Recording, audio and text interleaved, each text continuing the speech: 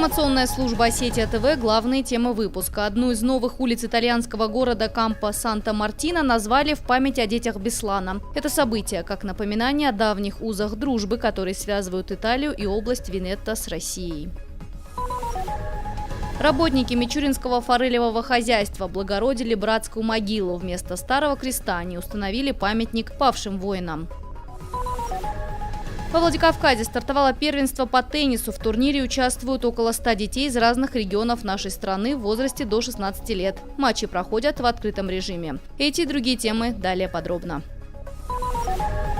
Одну из новых улиц итальянского городка Кампо Сан-Мартино назвали в память о детях Беслана. Такое решение не так давно приняли местные власти. Улицу назвали Бамбини ди Беслана или Дети Беслана в память о жертвах теракта, напомнив таким образом о давних узах дружбы, которые связывают Италию и область Венето с Россией. Инициатор акции, вице-мэр Кампо Сан-Мартино Лучано Сандора подчеркнул, очень важно сохранить память о жертвах одного из самых жестоких преступлений последнего времени в Европе. Эти невинные погибшие дети никогда не должны быть забыты, заявил вице-мэр. 13 человек представят Северную Осетию на всероссийском этапе Олимпиады школьников. Это практически в 2 раза больше, чем в прошлом году. Первый предмет – литература. Она для Северной Осетии особо успешна. Необходимое количество баллов набрали сразу 4 школьников. Прорыва достигли и в точных науках. Настоящий герой республиканского этапа – 9-классник Азамат Калоев, ставший лучшим сразу и по химии, и по физике. В команде победителей также 11-классник Георгий Каспарянц. Он отправляется на Всероссийскую Олимпиаду по математике уже 3-й год подряд. Призером пока не становился, но в этом году обещал сделать все возможное и привезти награду во Владикавказ. Математикой я увлекся с 5 класса. В первый год обучения мне понравилось быстрое умножение в уме. Этим меня завлекла математика, занимаюсь ей по сей день. Хотел бы поступить на факультет мехмат, хотел бы посвятить свою жизнь математике. Команду интеллектуалов без преувеличения называют «звездным десантом». Именно им предстоит защитить честь образования республики на всероссийском уровне. Вероятность успеха велика. Надежду на победу дают результаты, показанные на региональном этапе. Всего школьники Северной Осетии продемонстрируют свои знания по 8 предметам. Подготовиться к интеллектуальным состязаниям им помогут специалисты Республиканского института повышения квалификации работников образования. Яна Гагиева, Заур Цеов, Осетия ТВ.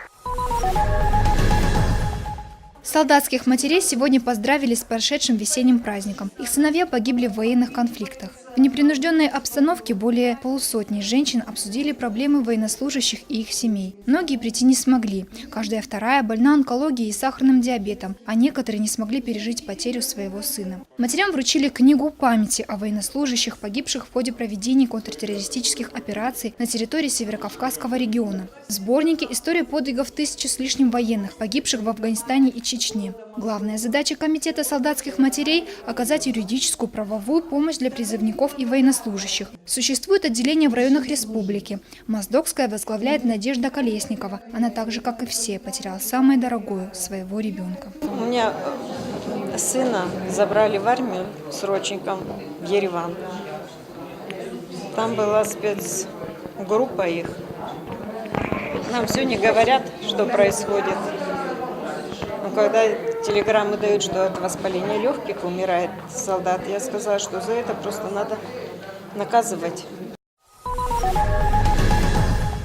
Руки прочь от Украины. С таким призывом в адрес НАТО выступили северостинские коммунисты на митинге в поддержку Новороссии. Сотни людей пришли на площадь Воссоединения во Владикавказе. Они собрали более 150 тысяч рублей, которые планируют направить в фонд помощи жителям Донбасса. На эти деньги предполагается направить на юго-восток Украины гуманитарный конвой от республики. Участники митинга также выступили в поддержку антикризисной политики России. По их словам, в сложившихся условиях всей стране необходимо поддерживать своего лидера Владимира Путина. Когда в твоем доме проблемы, то надо забывать о распрях, забывать о каких-то своих личных амбициях, политических убеждениях, религиозных воззрений. Тогда люди должны собраться вокруг своего лидера и сделать так, чтобы в стране проблем не было. Среди главных проблем – отток населения из районов. Денег на развитие сельской инфраструктуры практически нет. Собравшиеся также выступили за необходимость возрождения предприятий разных отраслей экономики республики, в особенности спиртзаводов. Участники митинга требовали отставки руководителя Росалкогольрегулирования Игоря Чуяна. В завершении митинга партия КПРФ представила социальную резолюцию, в которой привела меры по преодолению кризиса в стране. Коммунисты предлагают заморозить цены на энергоносители и ЖКХ, а также снизить минимальные ставки по кредитам. Яна Гайгиева, Евгений Маркин, на сети АТВ. Вот здесь, вот в этом районе, вот, ну, мне рассказывают старших, вот здесь война шла, здесь вот, нашли останки этих солдат, там, может, с ними офицер, кто это знает, кто это помнит. Далекий 42-й. На подступах к Мичурино шли ожесточенные бои. Местные жители еще помнят, как воевала здесь 319-я мотострелковая бригада. Не на жизнь, а на смерть. Погибшие солдаты – неизвестные герои страны. Нашли вечный покой на Остинской земле, в одной братской могиле. Сейчас мы находимся на территории Мичуринского форельного хозяйства. Лет 5-6 назад, когда я приобрел его, здесь находился деревянный обелиск с звездой неизвестному солдату. Небольшая оградка, фасадная плитка в несколько рядов и скромный памятник неизвестным воинам. Правда, не всегда братская могила выглядела так. Раньше на этом месте стоял деревянный крест со звездой. Несколько лет назад он сгорел. Узнав про это, работники Мичуринского форелевого хозяйства решили облагородить памятное место. После того, как подожгли траву весной, он обгорел, пришел в негодность. И тогда я попросил вот ребят, своих товарищей, чтобы они помогли мне. Они с радостью согласились.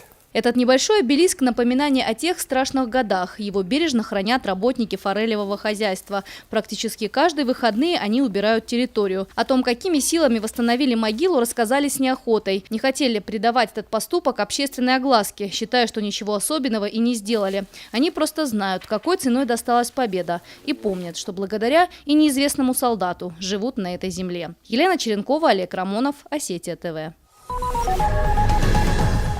Поющие сердечки бьются в унисон. Городской конкурс хоровой песни, приуроченный к 70-летию Великой Победы, прошел в 11-й школе. В музыкальном состязании приняли участие 14 хоровых коллективов. Впервые подобная музыкальная битва в Северной Осетии проходила более 30 лет назад. Одно из условий конкурса – исполнение сочинений осетинских композиторов. Пение в хоре – это не просто увлечение, оно воспитывает в детях умение слушать, целеустремленность и организованность. Благодаря этому конкурсу сохраняется и родной язык. Те коллективы, которым посчастливится попасть в финал городского отбора, примут участие в региональном хоровом конкурсе. В те годы, 70-е годы, конец 70-х, скажем так, коллективы хоровые были очень многочисленные. И приятно отметить сегодня, также спустя столько лет, что хоровые коллективы существуют, и что независимо от того, что происходит в стране, что происходит в мире, Осетия выбрала очень правильный путь, и этот вид искусства сохраняет на протяжении этих десятилетий.